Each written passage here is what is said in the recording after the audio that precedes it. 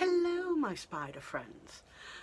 Today I'm going to tell you a tale from my beer festival days. I used to work at a particular annual beer festival every single year with my parents, and my main job was to do the tombola, which is, if you're not familiar with the tombola, you have a bunch of prize tickets. They're attached to a prize.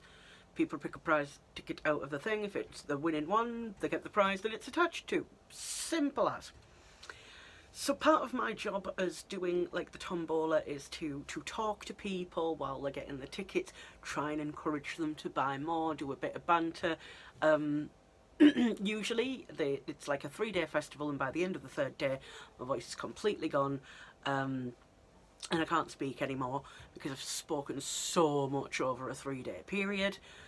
But this tale is one that goes down very well, and this is well, it needs some context. You see, if you live near me, if you live in the Teesside area and you're at all familiar with local history, then you're going to start laughing at a point in the story that other people just simply will not, because they don't know the details, and I'll have to explain the details. But just so you know, this story, it goes down so well near where I live, because everyone sort of, I don't even have to finish the story. Basically, I get to a certain point and I don't have to tell any more because they know the punchline. So we have a brewery in a place called Hartlepool. It's called Cameron's. They often help sponsor our beer festival, providing equipment and beers and things, and often they provide like bottles of beer for the tombola, which always goes down very well. And normally what I just do is just assign a block of numbers and say, this is a beer. You can pick whichever beer that you want to. So like, say they give us like 40 bottles, I'll pick out 40 numbers. And because sometimes they give us like different varieties and stuff. It's just, anyway. One of the varieties of beer that they'd given on this particular year is the one called Monkey Hanger. And if you know the local area, you know why it's called Monkey Hanger.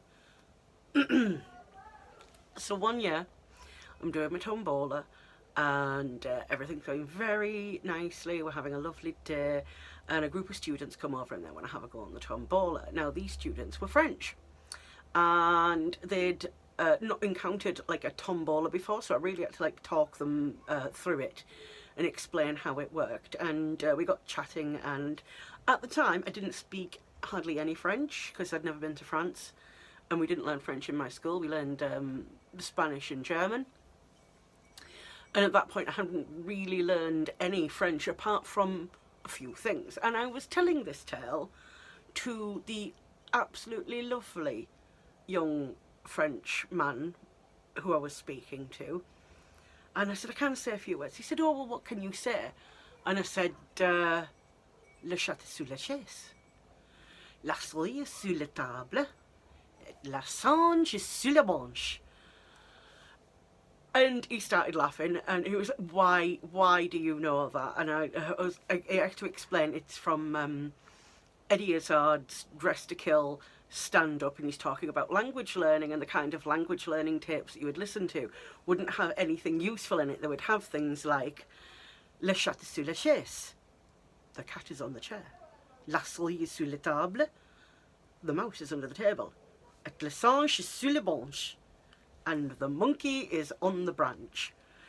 And I explained to him that the reason why Sange sort of really stuck for me is also because of a game called Monkey Island.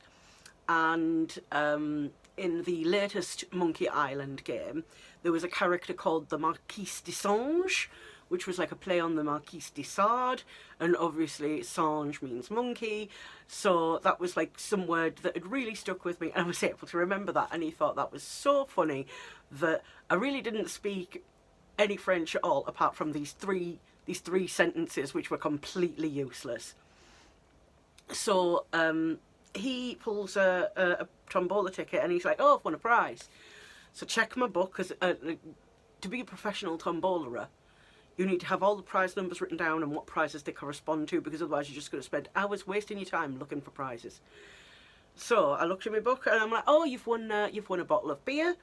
We've got a selection. We've got like the Cameron's standard. We've got this one, and then we've got Monkey Hanger.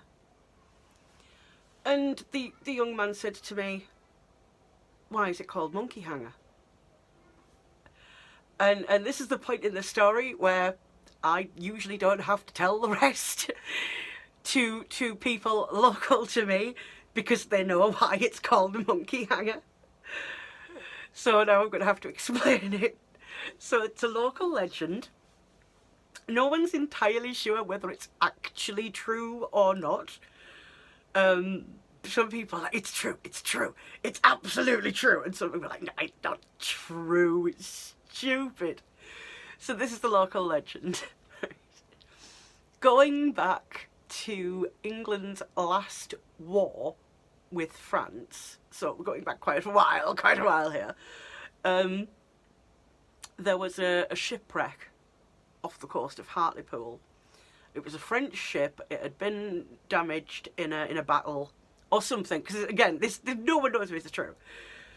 And the ship, like bits and pieces, washed up on shore. And one of the things that washed up on shore was a monkey dressed in a little uniform. Like, this is heartbreaking, but also hilarious. It's probably not true. Right? So the legend goes that the people of Hartlepool had never seen a French person before. So they saw this monkey in a little Frenchman's uniform, and they hung it. They hung a monkey because they thought it was a Frenchman. It's such a like a legend. Like, not only is this beer called Monkey Hanger, like they call the Hartlepool football team the Monkey Hangers.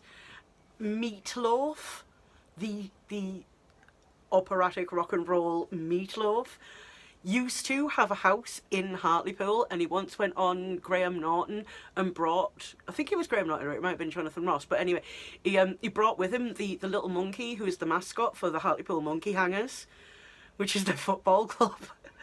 And I was like, oh my God, I can't believe I'm seeing Meatloaf holding like a monkey hanger monkey. So this lovely young Frenchman who I was talking to was like, well, why do they call it Monkey Hanger?